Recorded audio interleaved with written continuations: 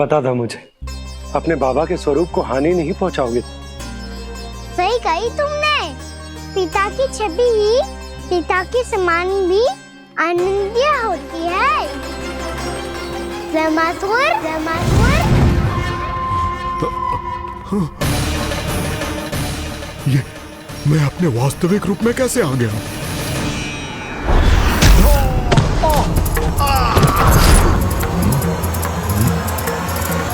मेरे बाबा का स्वरूप नहीं लेना चाहिए था तुम्हें। मैया ने सिखाया है, भूल को क्षमा किया जा सकता है, पर जानबूझ के किए गए अपराध के लिए दंड ही एकमात्र विकल्प होता है। ये बार बार अपनी मैया का नाम ले रहा है। यदि मैं वो स्वरूप लूं तो अपनी मैया पर वार नहीं कर पाएगा ये।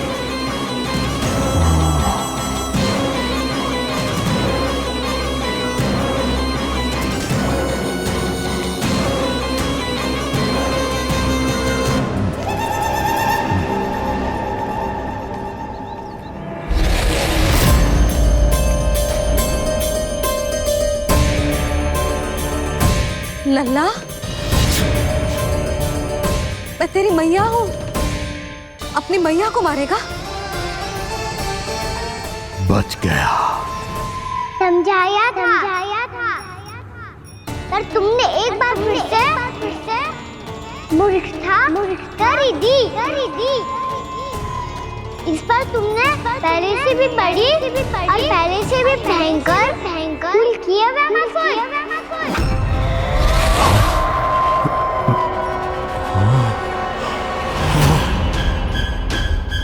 ये क्या हो रहा है मुझे?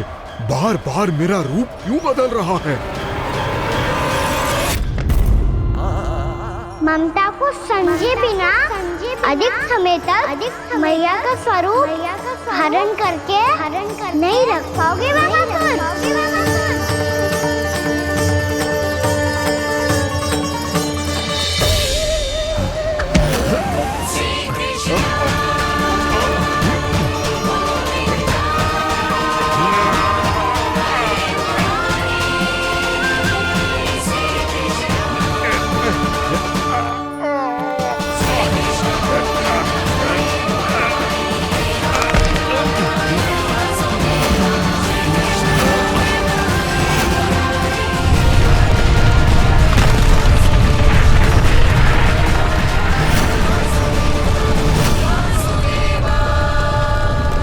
प्रभु के क्रोध से धरती भी कांपने लगी है।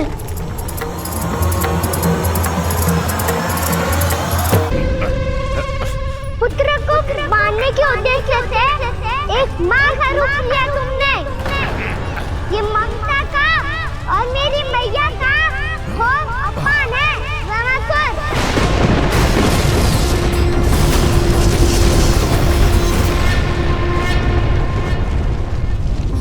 इससे पहले इस असुर के कारण निर्दोष प्राणियों का कोई अहित हो, मुझे कुछ करना होगा। यदि मैं माया का स्वामी हूँ तो आप भी बल के स्वामी हो। दाऊ, अपनी क्षमता, अपना सामर्थ्य स्मरण करो।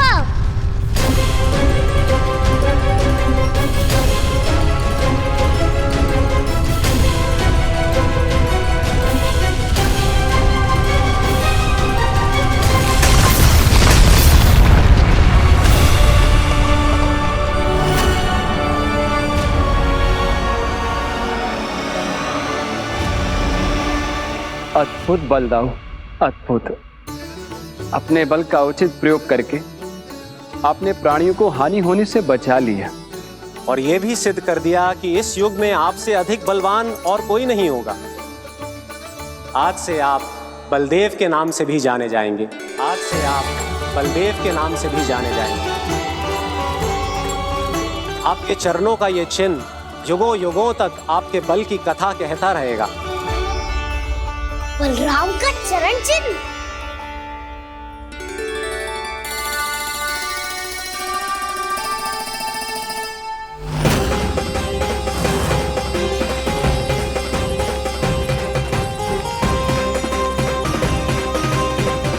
मेरी माया से आज तक कोई नहीं बच पाया है। एक बार मुझे छोड़कर देखो, फिर पता चलेगा कि मैं हूँ कौन। पहले ये तो देख लो कि मैं कौन हूँ।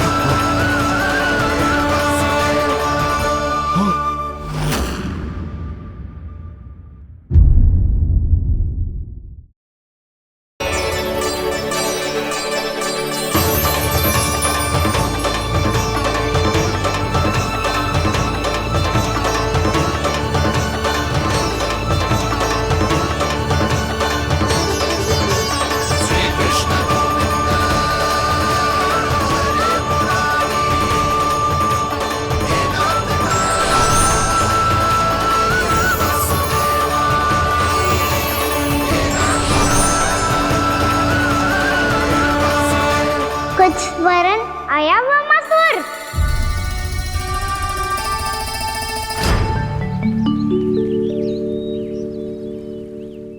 बहुत समय पहले की बात है, बहुत बड़े भूमाकर राज करते थे तुम्हें महान राजा भीमम के नाम से जाना जाता था। सब कुछ था तुम्हारे पास, पर शांति नहीं थी। इसीलिए शांति की खोज में अपना संपूर्ण राज अपने पुत्रों को सौंप कर मले पर्वत की ओर चल दिए। अनेक वर्षों की तपस्या के बाद तुम्हारे तप की कीर्ति चारों ओर फैलने लगी और फिर सच्चे तपस्वी की धूप में तुम्हारी ख्याति से प्रभावित होकर महर्षि उलट तुमसे भेंट करने आए। राजा भीमरथ, आपने ईश्वर की प्राप्ति के लिए सब कुछ छोड़ दिया, पर अपना अभिमान नहीं छोड़ पाए। इसीलिए मेरे आगमन पर सम्मान के साथ खड़ा होना तो दूर, मेरा अभिवादन भी नहीं किया। अभिमान तपस्वी का गुण नहीं होता है राजन, अभिमान राक्षसी गुण है। इसलिए मैं आपको श्राप देता हूँ कि आप अगले जन्म में एक राक्षस के रूप में जन्म लेंगे, एक राक्षस के रूप में जन्म लेंगे। मुझे क्षमा कर दीजिए महर्षि, मैंने जानबूझकर आपका अपमान नहीं किया है। मैं तो यहाँ पर शांति की खोज में आया था। अपने भीतर के संसार में गहरे सोच विचार में डूबा हुआ था मैं। मुझे क्षमा कर दीजिए महर्षि, मुझे क्षमा कर दीजिए। अपनी भूल का आभास प्रायश्चित की ओर पहला पग होता है।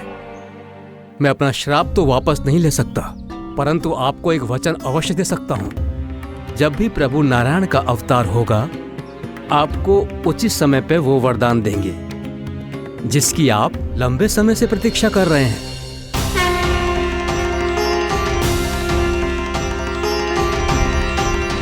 प्रभु, आपने मेरी आंखें खोल दी। अब मुझे पता चल गया है कि आप कौन हैं और मैं कौन हूँ। इसलिए आप मुझ पर कृपा करके अपने चरणों में स्थान दे दीजिए। मुझे वो शांति प्रदान कीजिए जिसकी खोज में मैं वर्षों से भटक रहा हूँ। शांति तो मोक्ष में ही है, इसीलिए मैं तुम्हें मोक्ष का वरदान देता हूँ।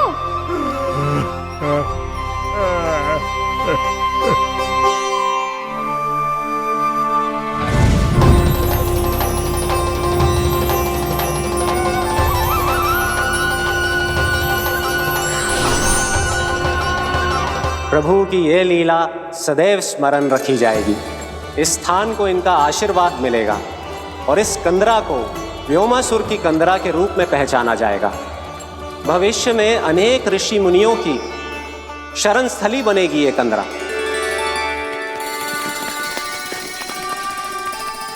ये कोई साधारण बालक ना है। ऐसा चमत्कार कोई साधारण बालक थोड़ी ना कर सकते हो। तुम सत्य कह रहे थे बलराम। कान्हा सच्ची में भगवान ही है, तभी तो सब देवता इसे बसाने और इसकी ओर से युद्ध करने आते हैं। तुम सब ऐसे आंखें फाड़ के क्यों देख रहे हो मुझे?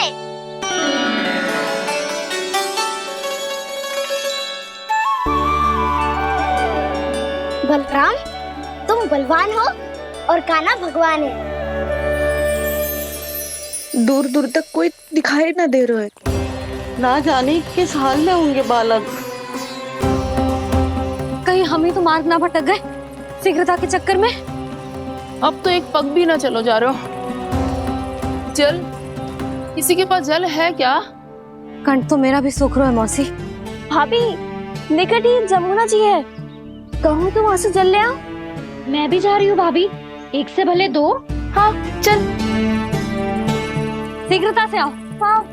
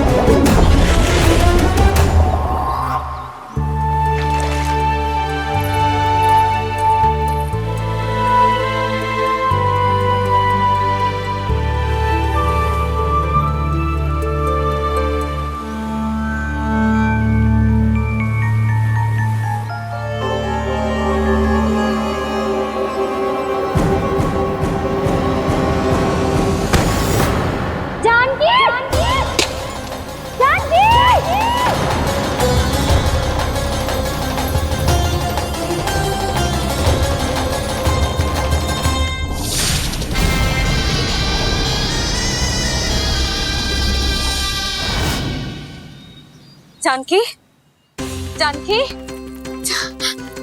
क्या होगा इसे? देखो ना जी, अब छलिया की सूचना मिलते ही हम सब बालकों को ढूंढने चली गई और ढूंढते ढूंढते सबको बहुत प्यास लगी आई जी।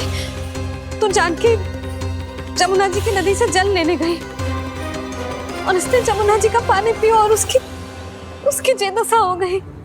बालक कहाँ है? वो ठीक तो है ना? ऊपर से सब ठीक है, पर भीतर से बहुत भयभीत है सब। जानकी तो बिल्कुल नीली पड़ गया है, लग तो है विष फैल गया है इसको पूरे तन में। मथुरा के सौ से विदेह जी को बुलाया गया है उसके उपचार के लिए। जैसे ही इसने जल को मुंह से लगाया, ये गिर पड़ी। चटपटाने का अवसर भी ना मिलो।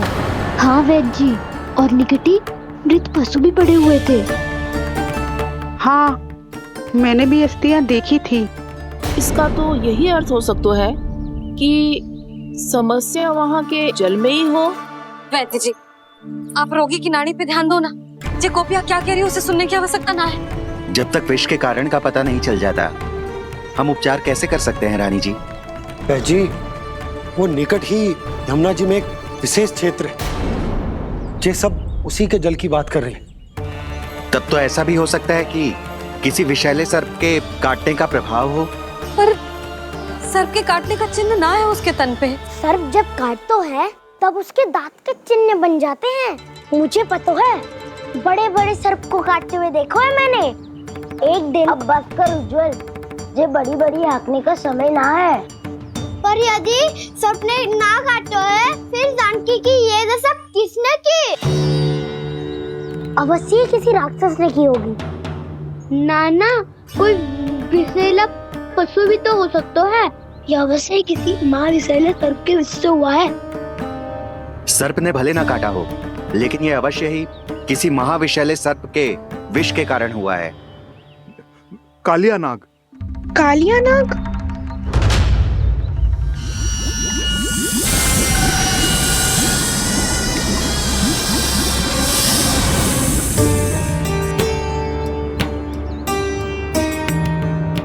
संकेतों से तो ऐसा लगता है कि जानकी ने कालिया नाग के क्षेत्र के विशाल जल पी लियो है। कालिया नाग एक लोक श्रुति है, कल्पना में गढ़ी हुई एक कथा, और कछु न है। हमें जाके पता लगाना पड़ेगा। पर हमें वहाँ जाने से मना किया है ना बड़ों ने। उज्जवल सही कह रहे हो है। इस समय जानकी के स्वार्थ से अधिक महत्वपूर्ण और कछु ना है। जानकी हमारे लिए ही जलाने गई थी जी। ना मैं उसे जाने देती ना जैसा वो तो। वैद्य जी आप शीघ्र कछु करो, कैसे भी कछु भी करो, पर इसके प्राण बचा लो। यशोदा, धैर्य रखो, श्री नारायण पर विश्वास रखो, वो सब ठीक कर देंगे।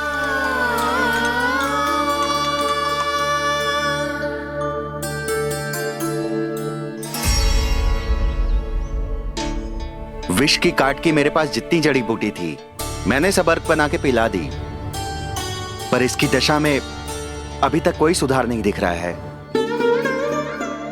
यह अंतिम जड़ी बूटी है, अगर इससे भी चमत्कार नहीं हुआ तो फिर जो नारायण की इच्छा।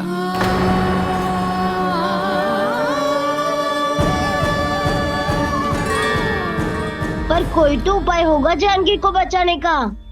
कान्हा, यदि तुझे किसी औषधि के बारे में पता है हमें बता दे, हम जाके ले आएंगे।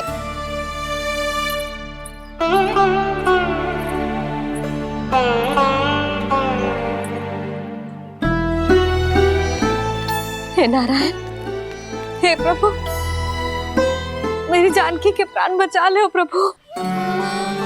या तो मैं अपने आप को कभी क्षमा न कर पाऊंगी। ये सारी मेरे ही कारण बनाई थी। उसकी रक्षा करो प्रभु, मेरी पुकार सुनो। कान्हा, तूने हमें बकासुर से बचाया था ना? और बकासुर से भी तो, और छलिया से भी तो तूने ही बचाया था ना हमें। क्या ऐसा कोई उपाय ना है जानकी को बचाने का? धन्वंतरी,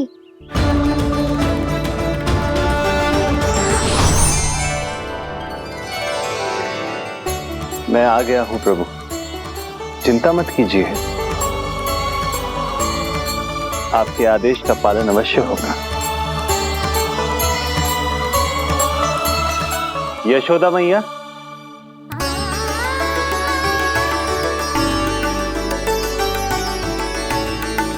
मैया आपको कोई पुकार रहा है।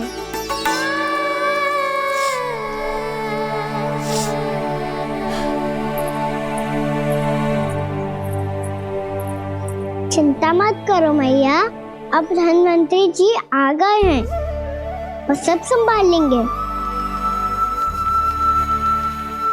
धन्वंतरी जी कौन है? जिन्होंने संसार का आयुर्वेद दिया, आरोग्य के देवता, वे श्री नारायण के अवतार।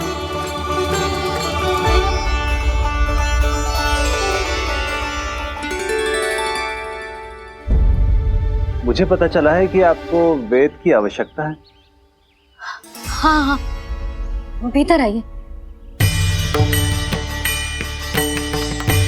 आइए आइए वैद्य जी, जी रहे। मथुरा का सर्वश्रेष्ठ वैद्य अर्थात मैं यहाँ आ चुका हूँ और रोगी को जितनी औषधि की आवश्यकता थी सब दे चुका हूँ। निश्चित रूप से आपने विष की काट के लिए बहुत ही उत्तम अर्क तैयार किया है, इसीलिए किसी और वैद्य की आवश्यकता नहीं है। किंतु आप अकेले कितना कुछ करेंगे वैद्यराज, मुझे अपना सहायक ही बना लीजिए। पर जो करना था मैं पहले ही कर चुका हूँ। हाँ, वो तो आप कर चुके हैं, बस रोगी के तन से विष निकालना शेष है ना वैद्यराज? हाँ हाँ, बस वही शेष है। इनके रक्त को विष रहित करने में मैं आपकी सहायता करूंगा। पहले ये संजीवनी मानी जाने वाली इन लाल फूलों की बूटी को भी घिसना है ना?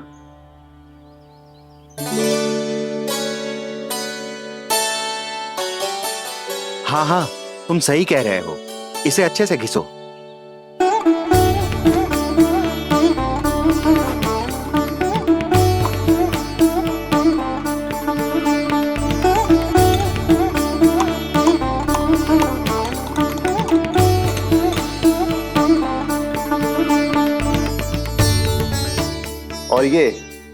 गीले फूलों को भी तो मिलाना है ना।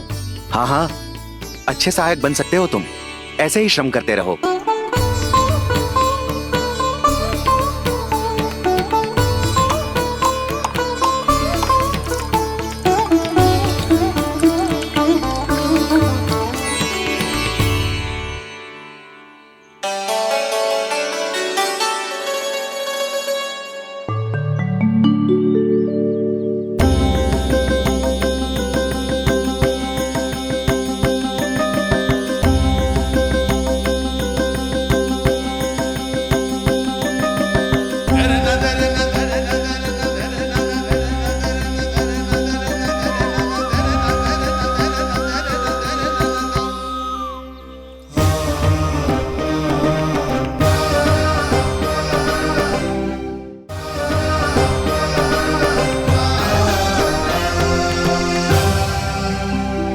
जानकी स्वस्थ तो हो जाएगी ना धन्वंतरी जी? धन्वंतरी? प्रभु, अब मैं क्या करूं? आपने तो स्वयं ही मेरी पहचान उजागर कर दी। जी क्या करो कान्हा? आप सब ऐसे क्यों देख रहे हो? मैया कहती है ना, सभी वेद धन्वंतरी जी का ही रूप होते हैं। वाह कृष्णा, चतुर तो हो तुम। वैसे वास्तविक धन्वंतरी मैं हूँ। मेरा अर्थ है वास्तविक वैद्य मैं हूँ। ये तो मेरा सहायक है, मुझे पूरा विश्वास है बिल्कुल ठीक हो जाएगी। वैसे ही थोड़े ना मुझे मथुरा का सर्वश्रेष्ठ वैद्य कहते हैं लोग।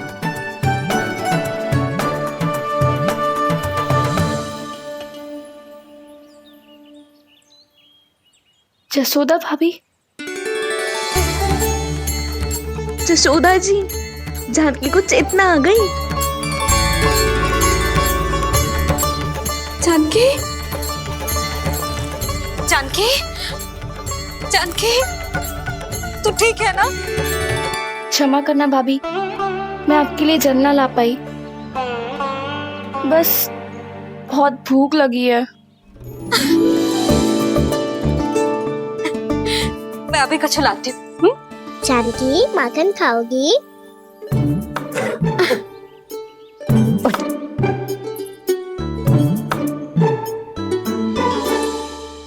आजा, तू ही खिला दे लल्ला।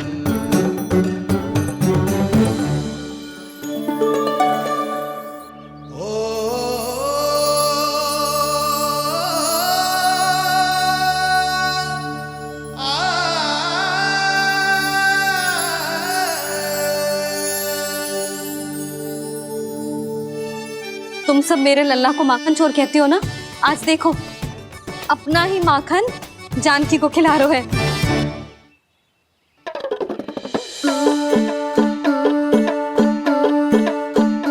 थोड़ा और विश्राम कर लो। सदैव तुम हम सबकी सेवा करती हो, आज मैं तुम्हारी सेवा करूंगा। जानकी की जिज्ञासा तब हुई जब जय यशोदा काकी की सेवा कर रही थी, और अब देखो स्वयं भगवान ही इसकी सेवा कर रहे हैं। जानते हो इससे क्या सिद्ध होता है? जो भी यशोदा मैया की पूजा करेगा, अर्थात अपने माता पिता की सेवा करेगा, उनके साथ सम्मान से व्यवहार करेगा, ईश्वर स्वयं उसका ध्यान रखेंगे। कभी धन्वंतरी के रूप में तो कभी स्वयं कान्हा के रूप में।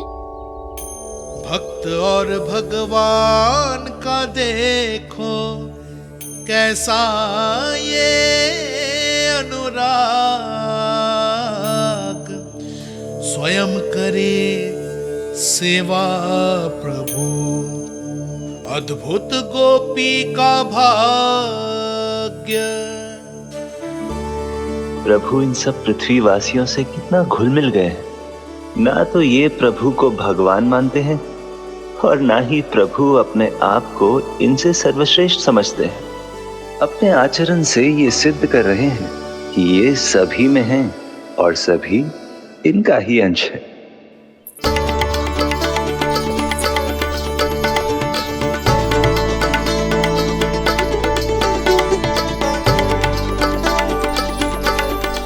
प्रभु, अब मुझे जाने की आज्ञा दीजिए।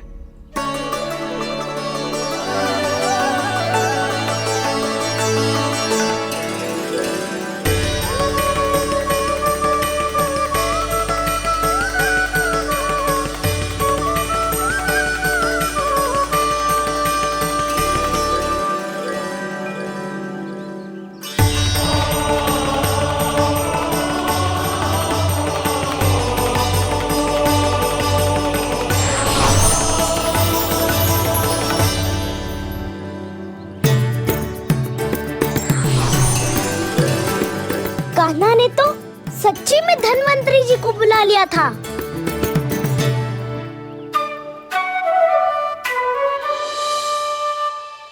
जब से कान्हा का जन्म हुआ है ना, मैं तब से देख रही हूँ, तब से हम पे कोई भी संकट आती है ना, तो अचानक से कोई अपरिचित हमारी सहायता करने आ जाता है। और जाते समय कान्हा की आज्ञा लेके जाते है, और कभी कभी तो इसे प्रभु बोल के जाते है। बाबा संभालो।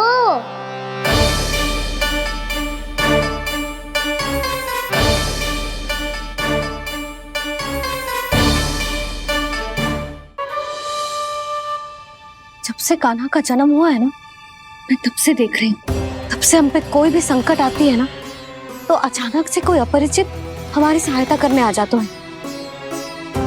और जाते समय कान्हा की आज्ञा लेके जाते हैं, और कभी कभी तो इसे प्रभु बोल के जाते हैं। बाबा संभालो। यशोदा, इस जानकी को चढ़ो है और विचित्र विचार तुम्हारे मन में है। अरे सब जानते हैं कि हमारा परिवार राजसी, तुम्हें पता ना चलता होगा, पर हमारे कान्हा को सब राजकुमार ही समझते हैं देखकर। इसीलिए उसे सम्मान देने के लिए सब ऐसा ही करते हैं, और कोई बात ना है।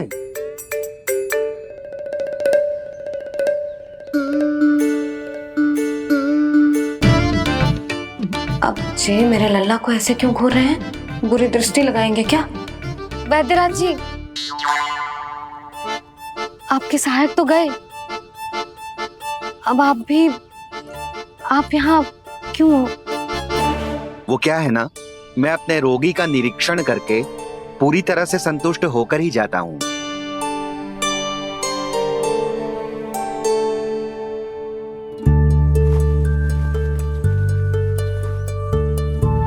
हाँ, संकेत तो अच्छे हैं, कल सुबह तक बिल्कुल ठीक हो जाएगी। धन्यवाद वैद्य जी।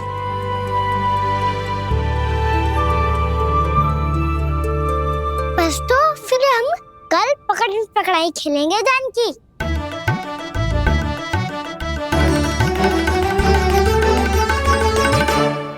भानु, बंसी, जाकर उस क्षेत्र के चारों ओर बाड़ बनवा दो और वहां सूचना पट्ट भी लगा देना, ताकि जानकी के साथ जो हुआ है वो किसी और के साथ ना हो। शीघ्र जाओ। जी ठीक है।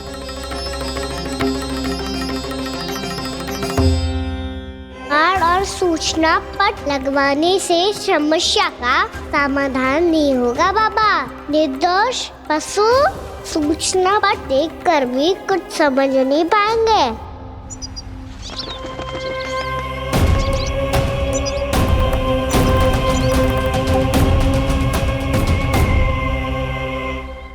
तो तुम्हारे कहने का अर्थ यह है कि व्योमासुर मारा जा चुका है और वो बालक अब भी जीवित है।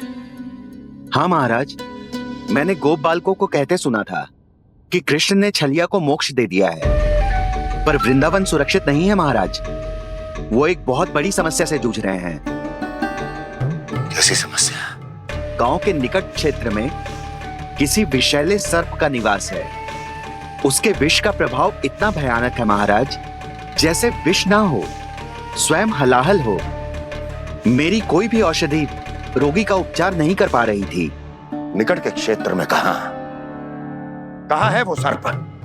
गोप मानते हैं कि वो सर्प गांव के निकट यमुना नदी के जल में रहता है। मुझे तो लगता है महाराज, ये कालिया नाग की कथा कोई किंवदंती या लोक श्रुति नहीं, एक सच्चाई है, एक विषैली सच्चाई।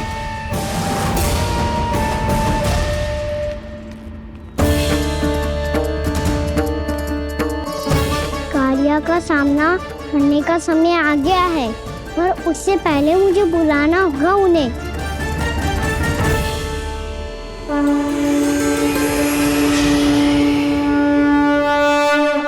संसार के दारुण भय का नाश करने वाले, सभी कष्टों का हरण करने वाले, विश्व का समस्त ऐश्वर्य प्रदान करने वाले, कमल जैसे लोचन, मुख और चरणों वाले आजानुभुज श्री राम को मैं बार बार नमस्कार करता हूँ। आपदामपहर्तारं दातारं सर्व संपदाम लोकाभिरामं श्री रामम भूयो भूयो नमाम्यहम्। काकभुसुंडी काकभुसुंडी काकभुसुंडी। प्रभु क्षमा करें, मुझे जाना होगा।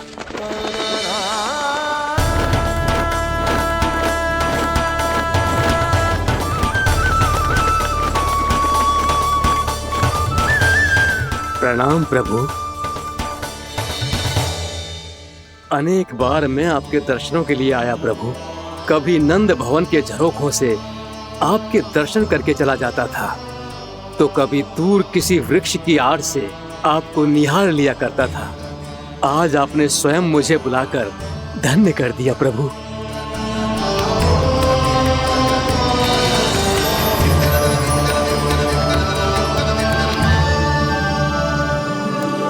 मैंने आपको यहाँ एक विशेष कारण से बुलाया है। आपके श्राप से इस कालिया को मुक्त करने का समय आ गया है। ये तो बहुत ही उत्तम समाचार है प्रभु। इतने वर्ष बीत गए, मुझे आज भी स्मरण है वो दिन जब मैंने उन्हें श्राप दिया था। अपने क्रोध पर नियंत्रण खोकर बहुत बड़ी भूल कर दी थी मैंने प्रभु। बीती हुई घटनाओं पर दुखी होके कोई लाभ नहीं है। हमें भविष्य की ओर देखना होगा।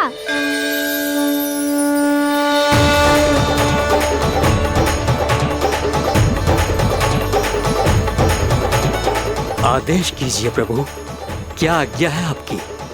जब मैं कालिया नाग का सामना करने जाऊं, तो आप यहीं रहेगा। आपको अपने आप पता चल जाएगा कि कब क्या करना है। और हाँ, लौटते जाते समय नारद मुनि से कहिएगा, वो आकर मुझसे भेंट करे। अवश्य प्रभु, प्रणाम। क्या इसने सच्ची में देवर्षि नारद को बुलाया है? नारायण नारायण। आपको संदेश भेजने की आवश्यकता नहीं थी। आप स्मरण करते और मैं चला आता। तुम्हारा कल्याण हो नारद।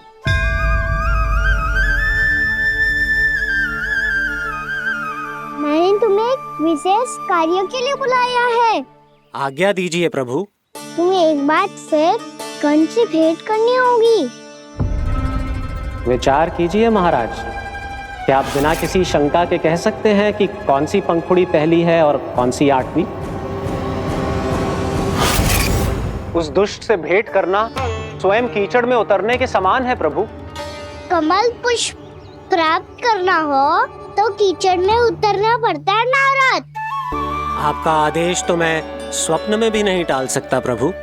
कंस कालिया नाग के बारे में जान गया है, पर वो उसका सामना करने का साहस नहीं कर पाएगा। मैं आतुर हूँ प्राप्ति, मूर्ख नहीं। मेरी बुद्धि फिर नहीं गई है। मैं स्वयं उस कालिया जैसे महाविषैले सर्प के सामने खड़ा हो जाऊं और अपने ही काल को आमंत्रित कर लूं। तो फिर अपने लाभ के लिए उसका प्रयोग करने का कोई और उपाय सोचिए स्वामी। कुछ ऐसा कीजिए कि यमुना नदी का पूरा जल विषैला हो जाए और वृंदावन वासी उसका उपयोग करे, और आपका काल कहलाने वाला वो बालक स्वयं काल के गाल में चला जाए। उत्तम उत्तम सुझाव है प्राप्ति। अब मुझे उस कालिया तक पहुंचने का मार्ग ढूंढना होगा। उसको विवश करने का कोई उपाय ढूंढना होगा, क्योंकि व्यक्तिगत रूप से उससे भेंट करना असंभव है। असंभव। आप सही कह रहे हैं प्रभु। कंस में उतना सामर्थ्य नहीं कि वो कालिया नाग का सामना स्वयं कर सके। वैसे तो कालिया गरुड़ देव का भी सम्मान नहीं करता, तो फिर वो कंस का सम्मान क्यों करेगा भला? नहीं करेगा, पर कंस तुम्हारा सम्मान अवश्य करेगा। नारद तुम्हारी बातें भी सुनेगा और मानेगा भी। ये मेरी योजना का बहुत ही महत्वपूर्ण भाग है। तुम कंस के पास जाओ और कहो कि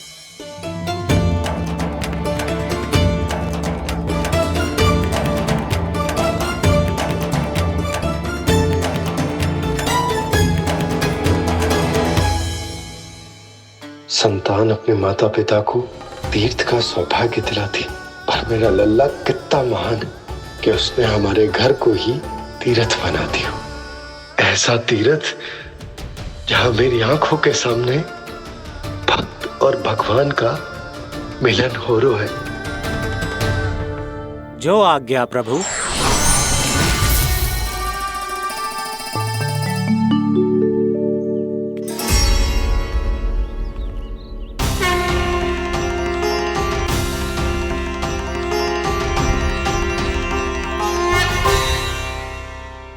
बाबा।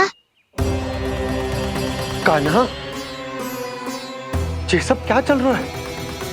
पहले काग भुसुंडी जी और फिर जे नारद जी। क्या योजना बना रहे हो तुम? कान्हा, बताना लल्ला, क्या सोच रहे तू? कान्हा देख, अगर तुझे अपने बाबा को ना बताना हो ना, अपने भक्त को बता दे। क्या सोच रहे हो लल्ला? क्या करने वाले हो आप?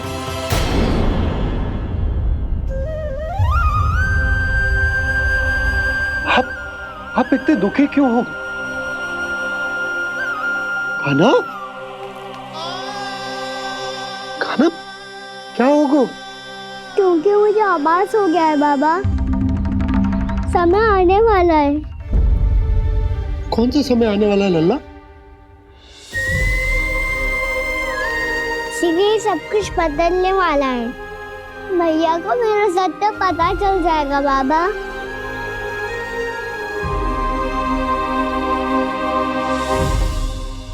पर लल्ला, इसका काग भुसुंडी और कालिया नाग से क्या संबंध है? ऐसा क्या हुआ था और क्या होने वाला है?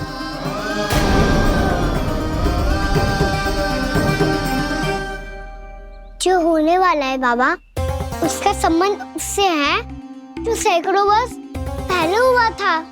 महर्षि भृगु के एक वंशज थे, वेद शिरा मुनि, जो विंध्याचल की पहाड़ियों में साधना कर रहे थे। तभी वहाँ अश्वशिरा नाम के एक दूसरे मुनि आमंत्रण के बिना ही आ गए। कितना सुंदर और शांतिपूर्ण आश्रम है। यहाँ प्रभु की साधना करने में बहुत आनंद आएगा। शीघ्र ही अश्वशिरा मुनि उपस्थिति के कारण होने वाले व्यवधान से बाध्य होकर वेद शिरा मुनि ने अपनी आंखें खोली। कौन हो तुम और यहाँ क्या कर रहे हो? आपके आश्रम में बहुत शांति है मुनिवर। साधना करने के लिए बहुत ही उत्तम स्थान है ये। मैं चाहता हूँ कि मैं भी यहाँ। आप यहाँ साधना करना चाहते हैं, लेकिन इतना भी नहीं जानते कि किसी के आश्रम में प्रवेश करने से पहले उसकी आज्ञा लेनी चाहिए। आप ये भी नहीं जानते कि यदि कोई यज्ञ कर रहा हो तो बिना अनुमति के वहाँ प्रवेश करने से उसकी यज्ञ साधना भंग हो सकती है। आप क्या साधना करेंगे मुनि? आप तो साधना के योग्य ही नहीं हैं। इतना अपमान! एक मुनि के मुख से इतने कड़वे शब्द शोभा नहीं देते। मैं तुम्हें श्राप देता हूँ, जितनी विषैली तुम्हारी जिह्वा है उतने ही विषैले सर्प बन जाओ तुम। और ऐसा सर्प जो सांस भी ले तो निकट का वातावरण दूषित हो जाए। तुम्हारे इस दुस्साहस के लिए मैं तुम्हें श्राप देता हूँ कि तुम अभी इसी क्षण कौवा बन जाओ, और ऐसा कौवा जो कांव कांव करके अनर्गल प्रलाप करता रहे।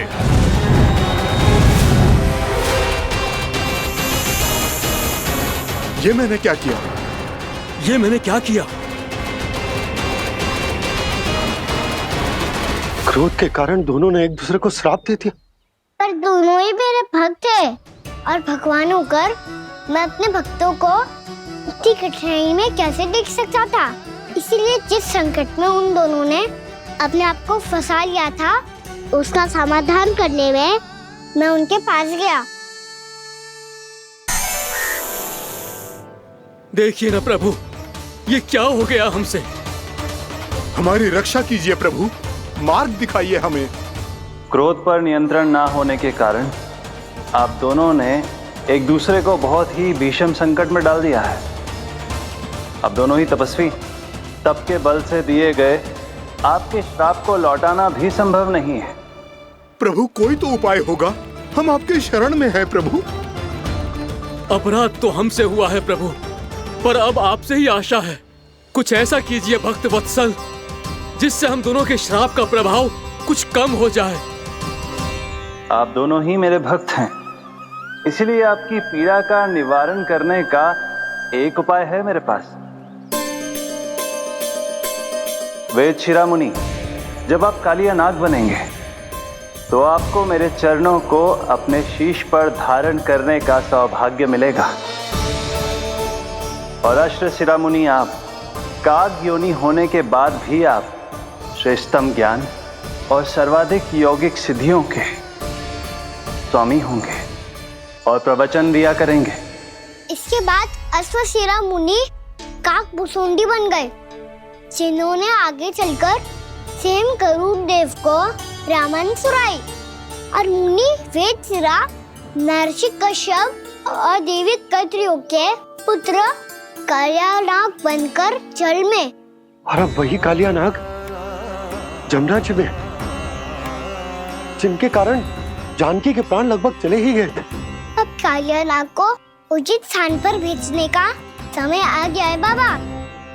पर ये तो अच्छी बात है कान, वेदशिरा मुनि को दिया हुआ तुम्हारा वचन भी पूरा हो जाएगा, जमुना जी की शुद्धि भी हो जाएगी। इस सब के बाद भी तुम दुखी क्यों हो? क्योंकि इसके बाद मैया के सामने मेरा रहस्य खुल जाएगा बाबा। उन्हें पता चल जाएगा कि उनका बालक कोई साधारण बालक ना है। भविष्य में जो होने वाला है उसे सबके सामने घटने से रोकना मेरे लिए भी संभव ना होगा। मैया को सब पता चल जाएगा। क्या पता चल जाएगा रे मुझे?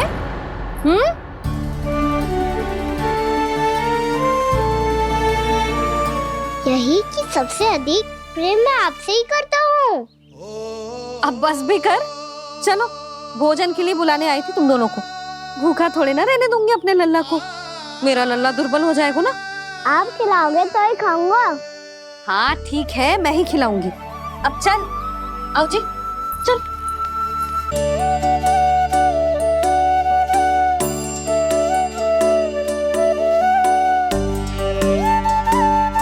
मैया खेलो ना मेरे साथ।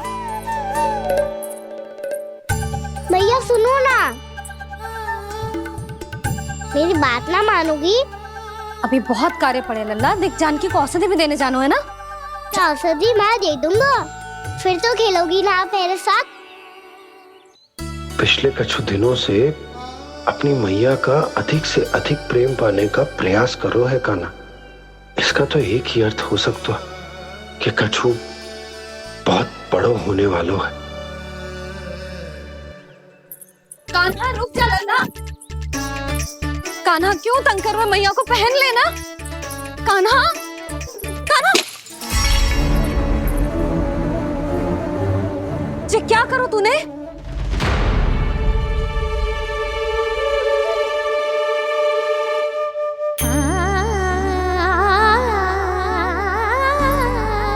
अच्छा ठीक है, अब मुंह लटकाने की आवश्यकता ना है। ये ले।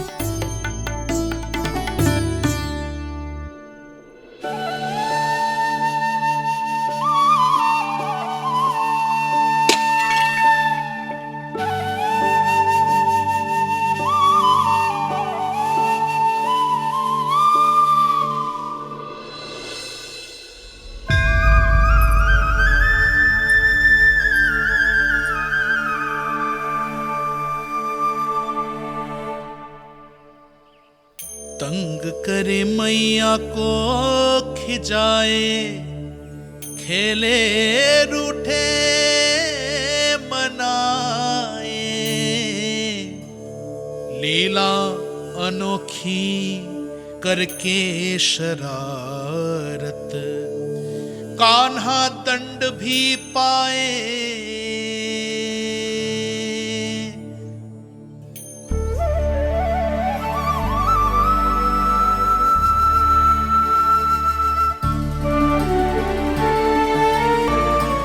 रूठना मनाना, खेलना खिलाना, पहले शरारत करके क्रोध दिलाना और फिर क्षमा मांग लेना, ये सब जानबूझकर कर रहे है कान्हा। जैसे जीवन भर के लिए अपनी मैया की ममता को अपने हृदय में समेट कर रखना चाहते हो।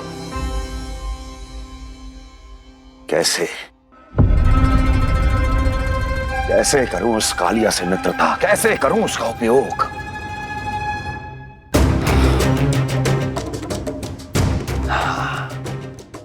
उस पर आक्रमण कर देता हूं और उसे किसी ना किसी तरह से यह विश्वास दिला देता हूं कि यह आक्रमण उस विष्णु अवतार ने किया है। फिर वो क्रोध में आकर सारे वृंदावन वासियों को अपने विष से समाप्त कर देगा। उचित है, ये उचित है। नारायण हरि, नारायण हरि।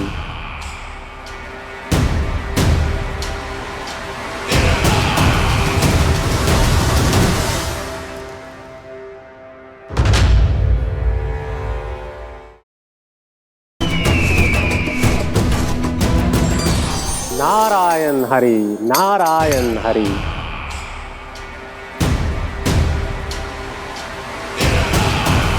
प्रणाम देवर्षि। किस योजना में कितना लाभ है और कितनी हानि, यह आंकलन करते करते थक गए होंगे मथुरा नरेश। देवर्षि, आज मेरा ध्यान कैसे आ गया आपको? आप तो सदैव ही मेरे ध्यान में रहते हैं महाराज कंस। सत्य तो यह है कि मथुरा में जो भी हो रहा है मुझसे छिपा हुआ नहीं है। मैं जानता हूं कि आप किसी भी असुर को वृंदावन क्यों ना भेजें, और वो असुर कितना भी शक्तिशाली क्यों ना हो, कृष्ण का सामना नहीं कर पाता। या तो पराजय स्वीकार करके आपके पास लौट आता है, या तो फिर वीर गति को प्राप्त हो जाता है।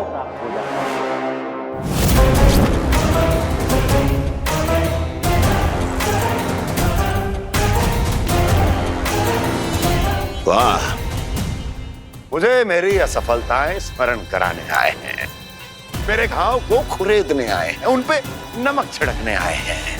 मित्र को शत्रु समझने की भूल मत कीजिए महाराज कंस। मैं तो आपकी सहायता करने आया हूं। हाँ, और मेरी सहायता। कृष्ण विष्णु अवतार है, आप विष्णु के भक्त हैं। मैं हूं विष्णु द्रोही, फिर भी तो आपके आराध्य को हानि पहुंचाना चाहता है, उसकी सहायता करना चाहते हैं आप। क्या आप निश्चित रूप से कह सकते हैं कि आप ब्रह्मांड के सभी नियमों को अच्छी तरह समझते हैं? अवश्य। आपके लिए बस इतना ही जानना पर्याप्त होगा कि मैं जो कुछ भी कर रहा हूं उसके लिए मेरे व्यक्तिगत कारण हैं। मैं तो बस आपके हित में पिछली बार की तरह एक सुझाव लेके आया था, पर यदि आप मेरा सुझाव सुनना भी नहीं चाहते तो आपकी इच्छा। नारायण हरि, नारायण हरि। कारण चाहे जो हो, इनके पिछले सुझाव के कारण ही आज मेरे शत्रुओं की संख्या कम है। अन्यथा मैं देवकी के अन्य पुत्रों को भी जीवित छोड़ देता, और आज वो सब अपने भाई के साथ मिलकर उसकी शक्ति को अनेक गुना बढ़ा देते हैं। ठहरिए देवऋषि।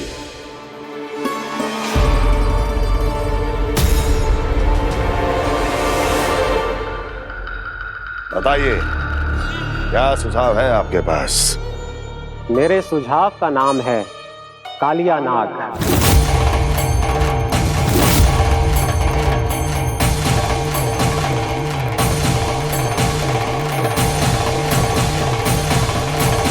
उसके विषय में मैं जानता हूं देवर्षि। समस्या ये है कि मैं स्वयं उससे मिलने नहीं जा सकता, उससे भेंट नहीं कर सकता। उस कृष्ण की हत्या के लिए उसको वृंदावन जाने के लिए तैयार नहीं कर सकता। तो मत जाइए उसके सामने और ना उसे भेजिए कृष्ण के सामने।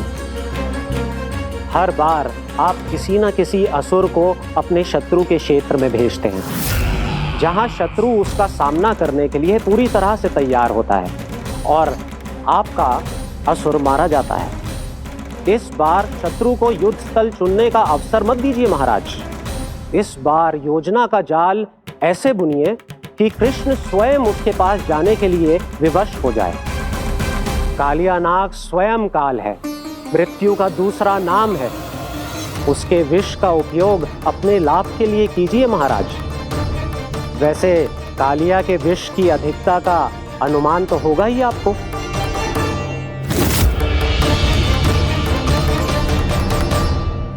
एक बार जो उसके क्षेत्र में पहुंच गया, फिर उसके विष से बचना असंभव है। उचित सुझाव है देवर्षि, उचित सुझाव है। देवर्षि, उस छलिया विष्णु की भक्ति करते करते आप भी उसके रंग ढंग सीख गए हैं। उचित है,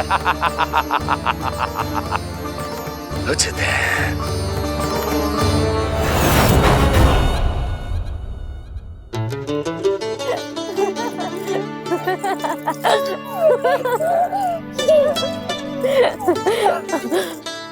बस बस, बहुत आनंद ले लियो लला। बस अब दूध पी ले। ठहर ठहर, गर्म है। जी ले ले।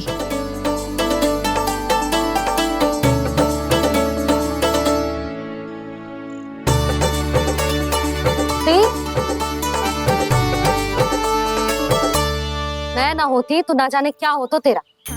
अपने आप दूध भी ना पी सकते है, भावला कहीं का। आपकी इस प्रेम के लिए तो मैं धरती पे आया हूँ मैया। मैं भी यही सोच रहा हूँ यशोदा कि तुम ना होती तो मेरा क्या होता। इसी बात पे थोड़ा दूध और कजू खाने को दे दो। अरे मैं तो भूल ही गई। तनिक ठहर जाओ जी, जी दूध पी लेना तो आपके लिए भी कछु ले आती हूँ।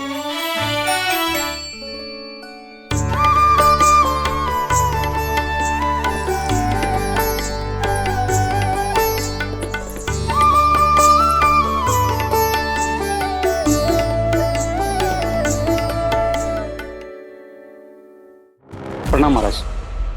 आपकी आज्ञा के अनुसार बिल्कुल वैसा ही पत्र तैयार किया है जैसा आप चाहते थे।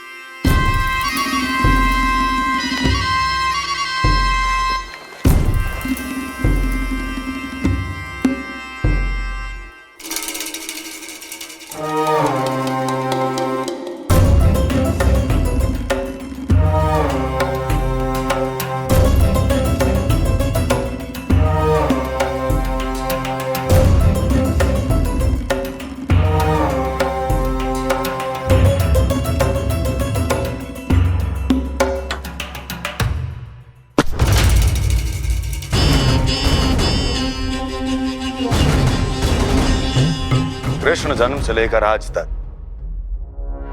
ये मेरी सबसे महत्वपूर्ण योजना है। इसका सफल होना निश्चित है दूत, किंतु केवल वही करना जैसा मैंने कहा है। जाओ।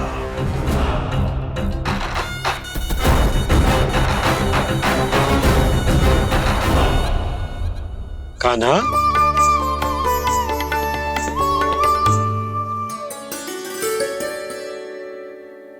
क्या होगा? बाबा मैं चाहता हूँ कि मैया की स्वमता क्रिस्टल फ्रेम की वर्षा मुझ पे सरते ऐसे होते रहे। वो तो होती रहेगी लल्ला। अपने लल्ला के लिए किसी मैया का प्रेम कभी कम हो सकता है भला? नंदराज, वो मथुरा से एक दूत आयो है महाराज कंस का राजपत्र लेके।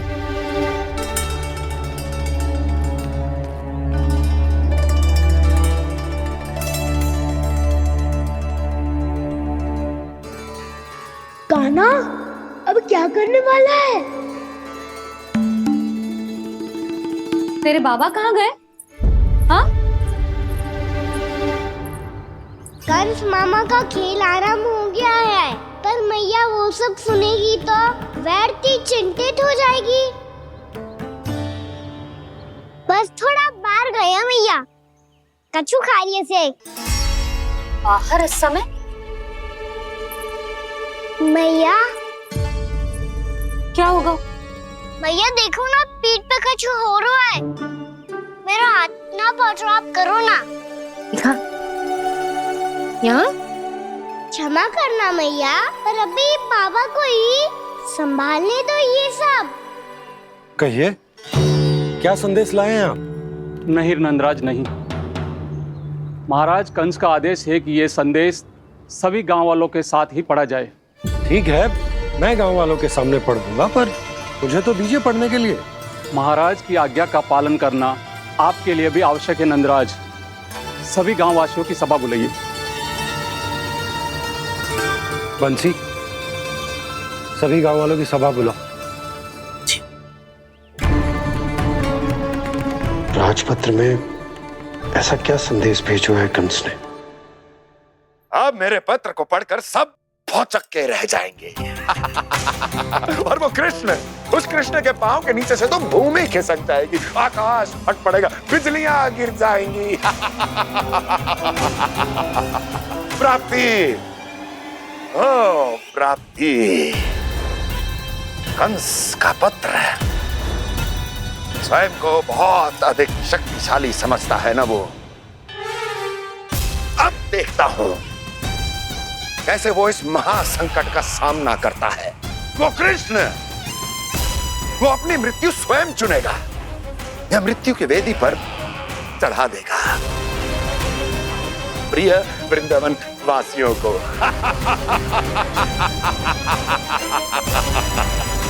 अब आएगा आनंद प्राप्ति, अब आएगा आनंद।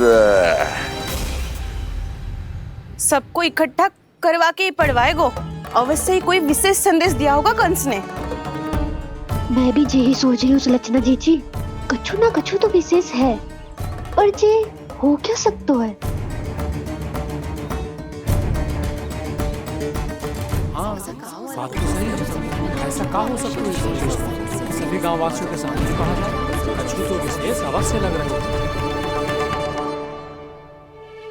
बाहर तक कोलाहल क्यों हो रहा है? मैया, मैया, अब क्या होगा? मैया देखो ना, सर पे कछु हो रहा है। लल्ला, नारायण ने तुझे हाथ दिए हैं ना?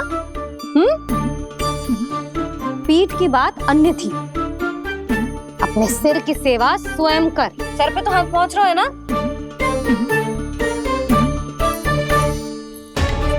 मैया सुनो ना, मैया देखो ना, तीव्र कर कछु हो रहा है। मैया देखो ना, तीव्र कछु हो रहा है।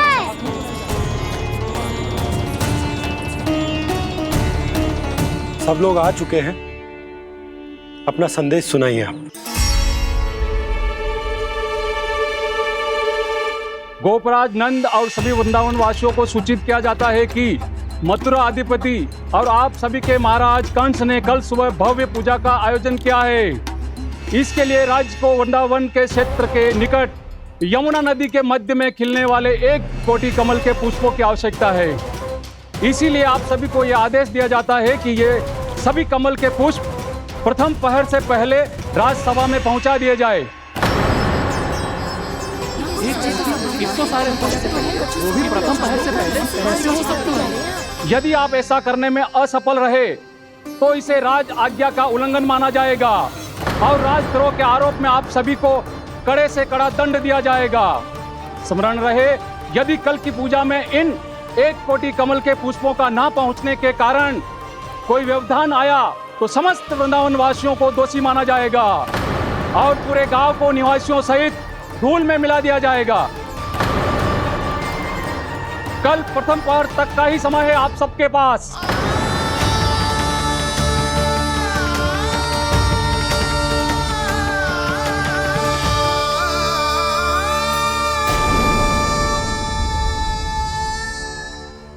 कमल पुष्प, वो भी कल प्रथम प्रहर में?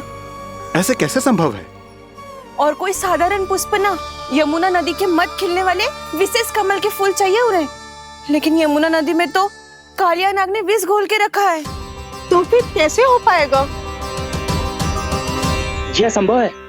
हमारी मृत्यु का संदेश भेजा राजा कंस ने। सदैव की भांति इस समस्या पर भी गांव के बड़े ही विचार करेंगे।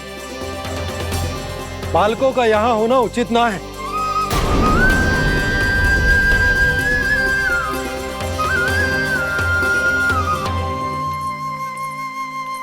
लल्ला ले, जगेंद ले, जा अपने सखाओं के साथ खेल।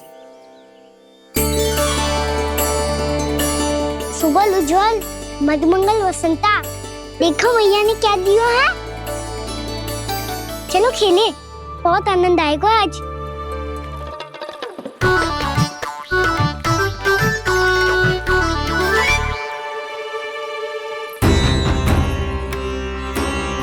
भानु, बंसी, जाओ और शीघ्र ही वो घेरे का कार्य समाप्त करो।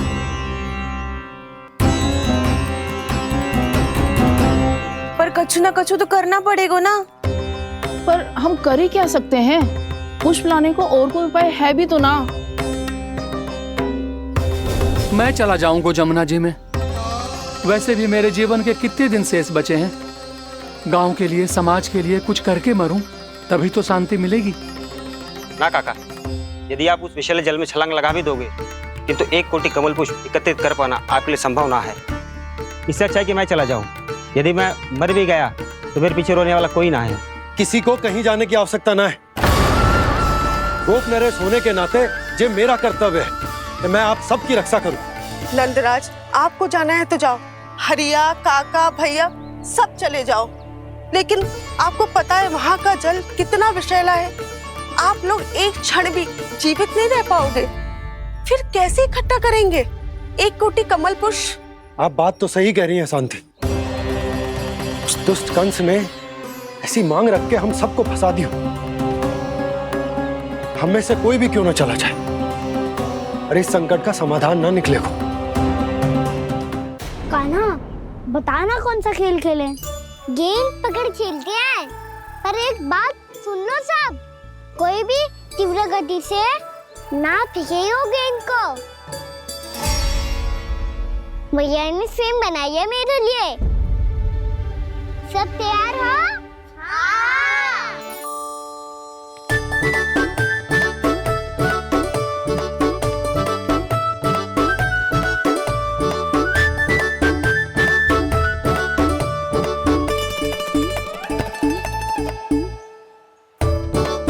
मुझे दो।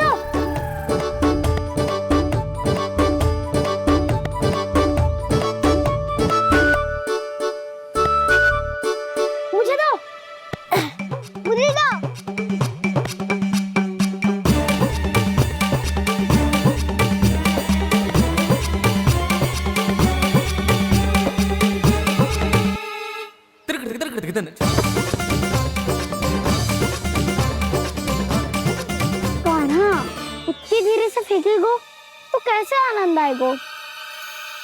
थोड़ा बल लगा के फेंक। हाँ कान्हा, हम अभी बड़े हो गए हैं, तू अब भी छोटे बालकों की तरह फेंक रहा है।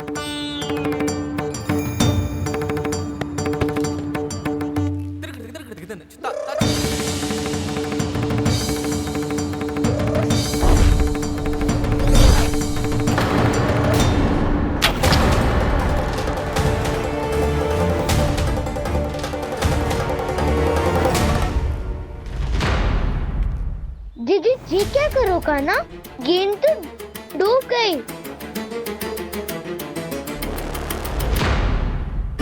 अच्छा, तो ये सब इसकी योजना का भाग था ताकि ये कालिया का सामना कर पाए। तुम सबने तो कही थी तीव्र गति से फेंको। देखो फिकवा दी ना मेरी गेम। मुझसे नदी में। अब मुझे जाके लानी पड़ेगी। रुक जा कान्हा, रुक जा कान्हा। जे क्या बोल रहे हो कान्हा? इसमें तो बहुत संकट है। कोई भी संकट मेरी मैया का उपहार खोने से बड़ा ना है। बहुत प्रेम से बना के उन्होंने दी थी। हे नारायण, कोई उपाय समझ में ना आ रहा है। मैया, हम कैसे करेंगे हम अपने गांव की रक्षा? कीड़े पड़ेंगे उस दुष्ट को। यदि उसके कारण किसी के प्राण चले गए तो कौन सा फल मिलेगा उसे इस पूजा का? तुम सही कह रही हो यशोदा।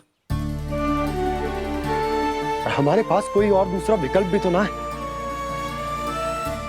यदि हमने मथुरा की राज आज्ञा का पालन ना किया तो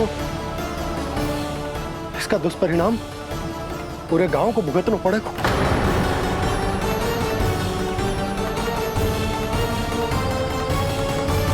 पाना,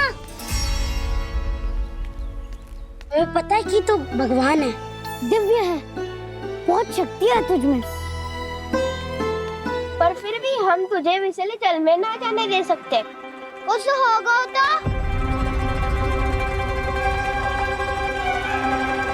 तुम सब इतनी हट कर रहे हो तो ठीक है, ना जाऊंगा। गेंद कहाँ गिरी है, कितनी दूर गई है, ये तो देख लूं, ताकि उसे बाहर निकालने का कोई उपाय ढूंढ पाऊं।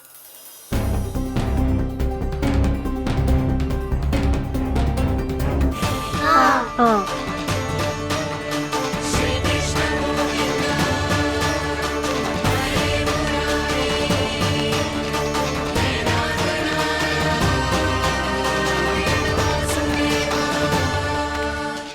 कान्हा की ये लीला तो समझ ही नहीं आ रही।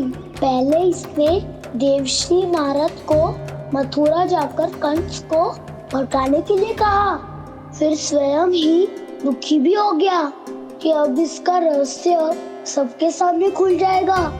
और अभी स्वयं में तो इसने कहा था कि गेंद बहुत महत्वपूर्ण है, फिर स्वयं ही उसे नदी के विषैले जल में फेंक दिया।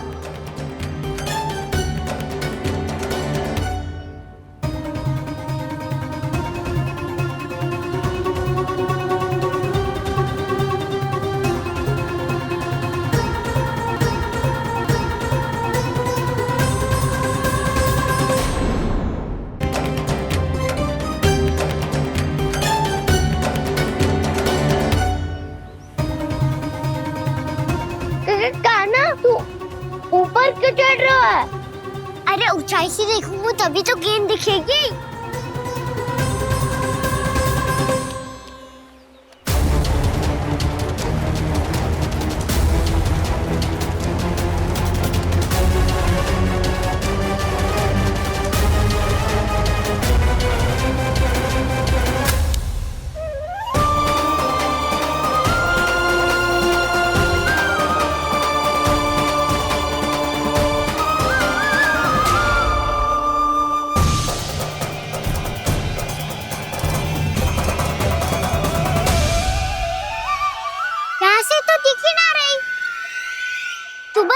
से फेंकी थी ना? ना, वहाँ से फेंकी थी। कहाँ से? नहीं कहना वहाँ से। समझ में आ रहा? ठीक बताना कहाँ से फेंकी थी?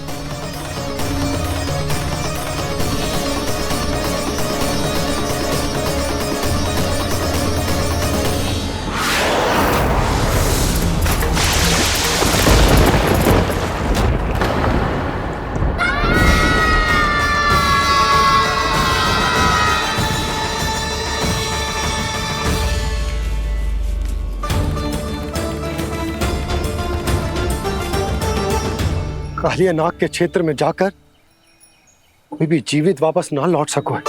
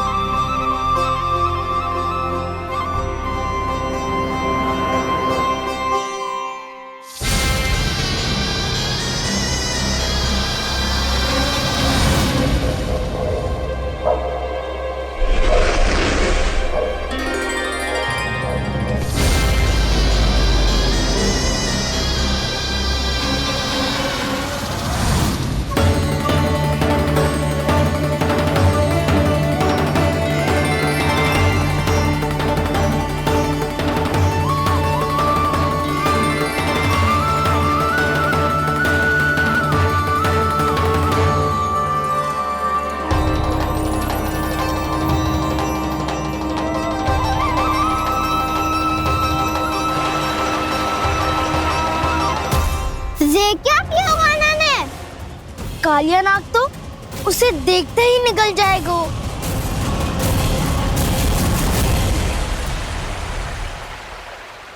तो आरंभ से अब तक सब कुछ उसकी लीला का ही भाग था।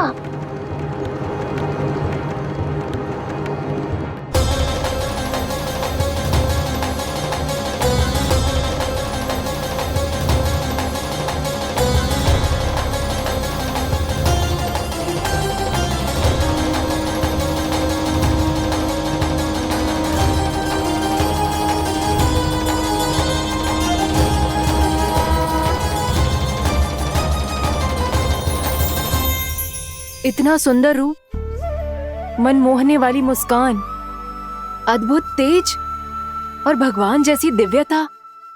कौन हो तुम?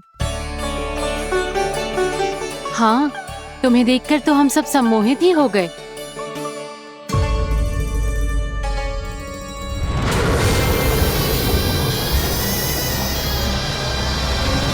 तुम जो भी हो बालक, वापस लौट जाओ। हमारा हृदय तुम्हें ही देखते रहना चाहता है, किंतु यदि हमारे पति जाग गए तो तुम्हें अवश्य हानि पहुंचाएंगे। ये बहुत विषैले है बालक, कालकोट जैसे भयानक। इनके विष से तुम नहीं बच सकोगे। नंदराज, कालिया नाग के विष का प्रभाव बढ़ते ही जा रहा है। पहले 8 कोस तक उसके विष का प्रभाव था, अब तो 1 योजन से अधिक क्षेत्र में फैलो है। जल पीने के प्रयास से अनेक पशु मारे गए हैं और नदी के निकट के वृक्ष और वनस्पति सब नष्ट होने लगे।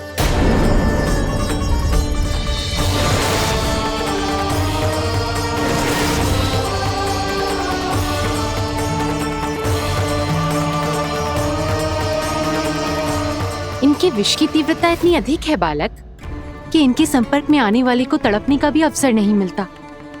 इनके विष की अग्नि क्षण भर से भी कम समय में प्राणवायु को जलाकर राख कर देती है।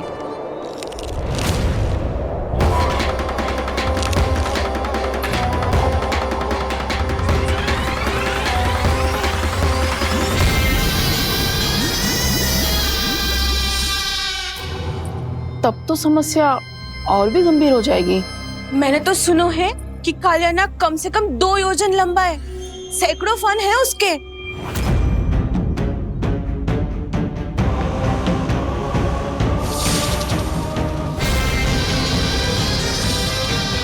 इसका अर्थ तो ये है कि हम दोनों ओर से फंस गए। एक और कंस को 1 कोटि कमल पुष्प देने जो कि कालिया नाग के क्षेत्र में पड़ते हैं, और दूसरी ओर उस कालिया नाग का विष यमुना जी के क्षेत्र में बढ़ता ही जा रहा। इसके कारण हम ही नहीं, निर्दोष पशु पक्षी भी संकट में। इन दोनों समस्याओं का एक ही समाधान है, उस कालिया नाग का सामना करना। और ये ना समझ आ रहा कि हम ये करेंगे कैसे, क्योंकि ये बात साधारण मनुष्य के बस की ना है। हमारे लिए ये असंभव है।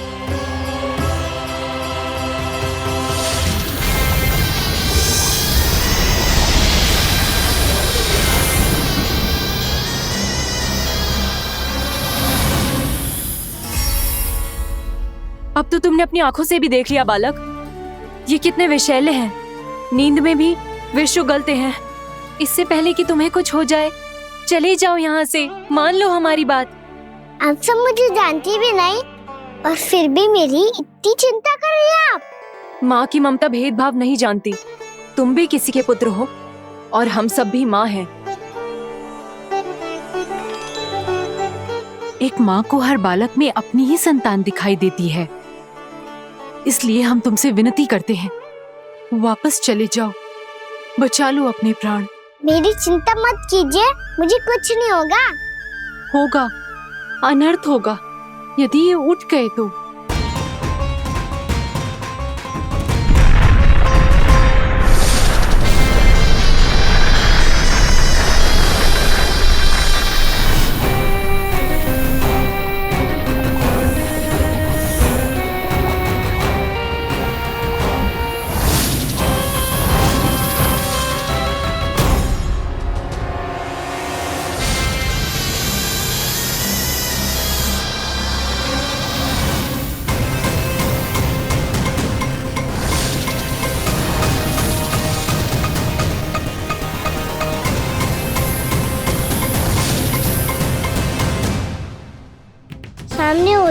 में भी अपने इश्क को केवल वही देख सकता है जो अपना अभिमान त्याग चुका हो।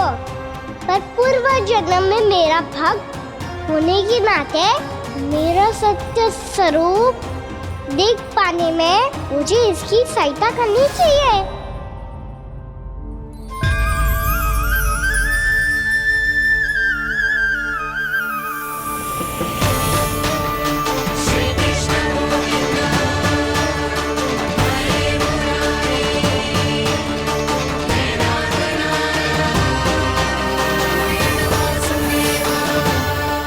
देखो हमारा छोटा सा कान्हा कैसे डट के खड़ा है, इतने विशालकाय, इतने महाभयंकर सबके सामने।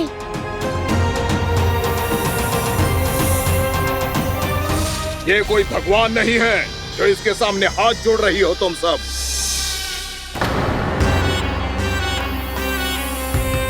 एक सामान्य साधारण बालक है ये, जो ये तक नहीं जानता कि इसके सामने है इसका काल, कालिया।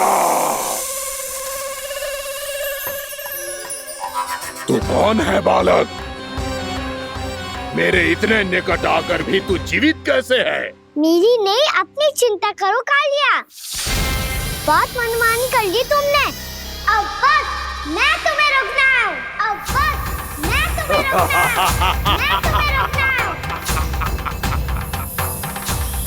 बित्ते भर का है तू, मेरे विष के बारे में जानता ही क्या है? और कहता है मुझे रोकने आया है। किससे? किससे रोकना चाहता है तू मुझे? मुझे क्रोध दिलाने की भूल मत कर बालक। अपनी फुंकार से ही तेरी इस मुस्कुराहट को अंतिम मुस्कुराहट बना सकता हूं मैं। शीघ्र बता, कौन है तू और किसने भेजा है तुझे? तुम्हें आवाज भी है कि अपनी पुकारों से तुम कितना विष भूल चुके हो। पवित्र यमुना नदी को कितना दूषित कर दिया तुमने। और यही नहीं, तुम्हारे कारण निकट के जीव जंतुओं, वृक्ष, वनस्पतियों सबको हानि पहुंच रही है। तो क्या? मुझे उससे क्या? मुझे है आपत्ति है मुझे तुम्हारे इस व्यवहार से, और इसीलिए तुम्हें यहाँ से जाना होगा। यहाँ से जाना होगा।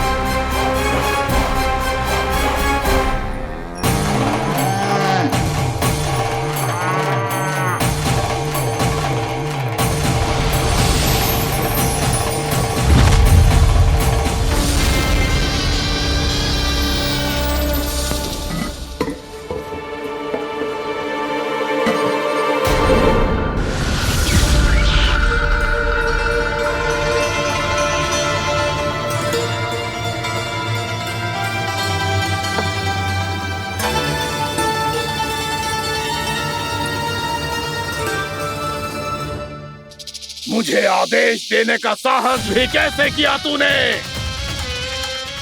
इस क्षेत्र को मैंने अपना राज्य बनाया है, मेरा परिवार रहता है यहाँ, और तू मुझे यहाँ से जाने के लिए कह रहा है?